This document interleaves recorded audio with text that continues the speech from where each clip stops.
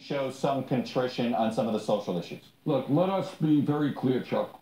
When Donald Trump helped lead the birther movement, that was nothing less than a racist effort to undermine the legitimacy of the first African-American president we have ever had. That was racist, that was disgraceful. The African-American community and all of us deserve an apology. When he talks about Latinos or Mexicans as criminals and rapists, that is outrageous. When he says that one of the largest religions in the world, Islam, people who are Muslims cannot visit the United States or enter the United States, that is an outrage.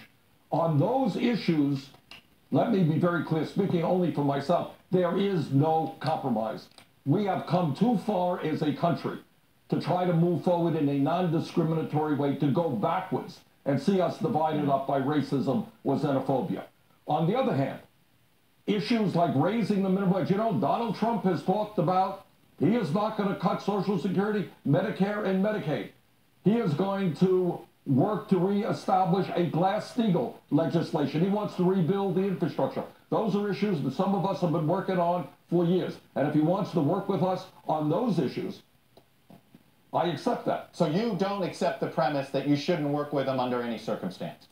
Right, but I do think the point of that article is right. He has said outrageous things, and he needs to apologize to the American people. But there are people all over this country who are really frightened. But the other thing, Chuck, is climate change.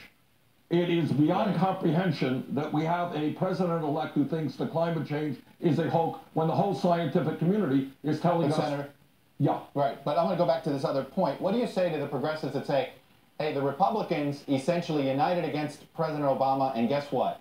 It was good politically for the Republican Party. What you're describing is going to be perhaps good for those workers you're talking about, but it may be bad for the Democratic Party. What do you say to those progressives? Well, I think we need to protect workers. We need a good strategy to make sure that, in fact, we push our agenda.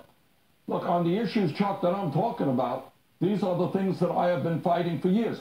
But there is no compromise, none whatsoever, on bigotry. There is no compromise on climate change, because the future of the planet is at stake. We need a strategy, and I'm going to work on the strategy, to go to Michigan, to go to Wisconsin, to stand with working people, to demand that we reverse the decline of the American middle class. Senator Sanders, that's all the time I have for today.